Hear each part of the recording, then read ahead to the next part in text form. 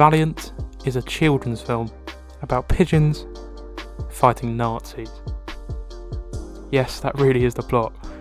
And with a star-studded cast, you'd be wrong to expect this film to be good. In fact, this was actually my favourite film when I was younger. I remember it quite vividly. However, watching it now as an adult, it makes me question my mental stability as a 7-year-old. This film came out in 2005, 14 years ago, and it hasn't aged well. 2005 was a rich year for animation, with some of my favourite childhood favourites coming out in the same year, like Wallace and Gromit: The Curse of the Were-Rabbit, Robots, and Madagascar. However, none of them stick with me the way Valiant does.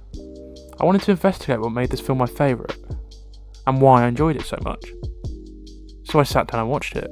Before I get into the film, if this is the content you're interested in, please consider dropping a like or maybe even subscribing. Now, Valiant has a small runtime of 76 minutes, and it doesn't aid the pacing at all. Before watching the film, I thought I'd browse the IMDb quickly, and look at some trivia. I was not disappointed with what I found. A long list of star actors who are considered in the roles. There's examples like Leonardo DiCaprio and Robert De Niro. Actually, in fairness, there are a lot of surprisingly big actors in this film, like, for example, Ewan McGregor and John Hurt. The film starts, and we are introduced to our hero Valiant, who watches a war broadcast in a pub ran by a seagull. The seagull explains to Valiant why he can't go to war. Because he has metal up his arse. If it weren't for me wooden drumstick and that shrapnel in me poop deck, I'd be out there right now. We're not even 2 minutes into the film, and we already have a joke about someone going up in a seagull's arse. And then, not even a line later, we get a penis joke. You know it's not a bloke's wingspan that counts, it's the size of his spirit! This is ridiculous, we barely touched the surface and we've already been subject to jokes that are quite inappropriate for children. Not to mention how the seagull's basically grooming Valiant. Good luck! Goodbye! That boy's gonna get green.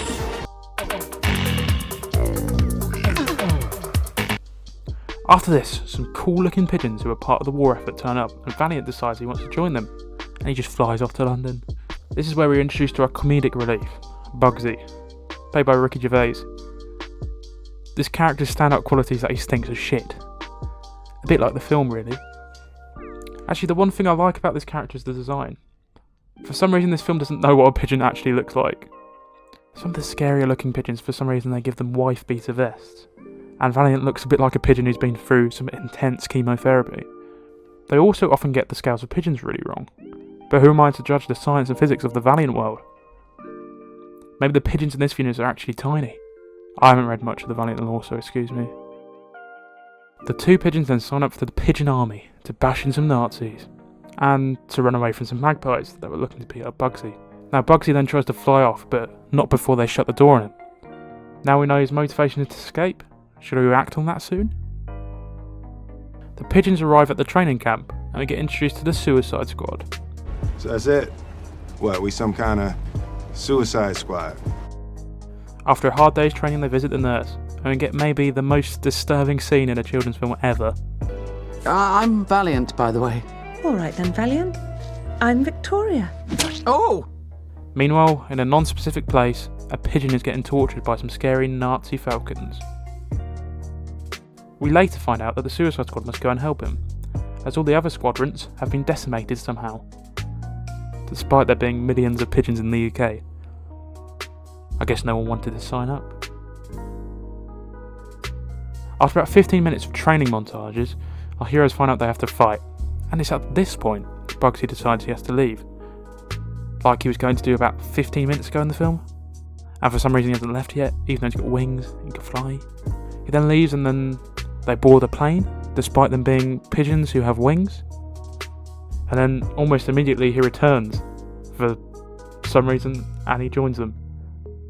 The plane then gets shot at, and they have to evacuate.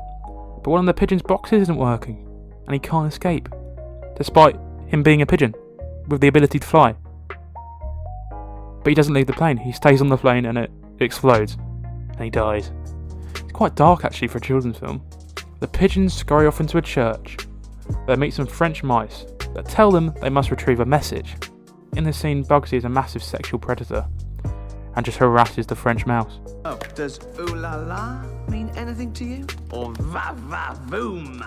Oh yeah. Does bonjour? Oh, all right. Hey, Look, we what's don't your have time for this. little but You have a message. The mice actually don't look too bad, and their animation has aged much better than the pigeons. You just look grotesque and horrifying. The pigeons head off to retrieve the message. Unbeknown to them, the captured pigeon has just revealed their whereabouts to the falcons, and they are on their way.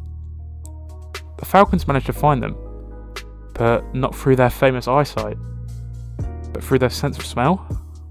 It's like this film was made by someone who had never seen a bird before. They then fight them, and they win, despite the Suicide Squad being shown as useless not even 5 minutes ago. Bugsy takes the message and escapes with the help of Valiant, but just as they thought they got away, Bugsy is snatched and taken to the Falcon's evil lair. And conveniently, Valiant follows, and somehow he's not spotted, but he arrives too late and he's locked out the lair. And then he's joined by the other pigeons who have somehow tracked him down there despite being attacked literally moments earlier by the falcons.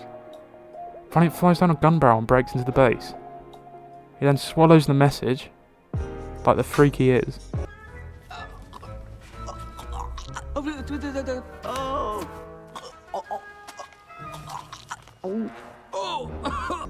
And steals the key and releases Bugsy. But the falcons spot him and they begin to chase him.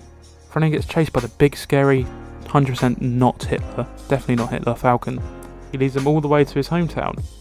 They fight, Valiant wins, the end. Now you can probably tell by that third act that the pacing of this film is really weird. Sometimes it's very intense and sometimes it's very quick. And that's not because they're running out of time. They really had plenty more time to play with. Let's say another half an hour or so, and it would have made the film a lot more logical and sensible. Instead, it made me feel like I was having an intense fever dream supported by World War II PTSD flashbacks. In summary, I can see why I enjoyed this film when I was 7. It feels like it's made for children who are on some kind of spectrum, so it makes sense to why it was my favourite. Now as an adult, I'm very confused to why this film stuck with me so much. When rewatching it, I remembered lines of dialogue and scenes from 14 years ago. Not a lot of films would have that effect. It clearly resonated with me in some way, and that's why I still carry its memory to this day. If you remember Valiant in the same way I do, it's probably had the same effect on you. If you've never heard about it until this video, I wouldn't be shocked either. It seems to have been pushed to the side a bit by the other 2005 animation releases that I mentioned earlier. It's a real shame, as although it's incoherent and inappropriate at times, I couldn't help but feel that there's a certain charm about it that maybe some of the other releases of that year don't really carry. Hope you enjoyed this video, thank you for watching, goodbye.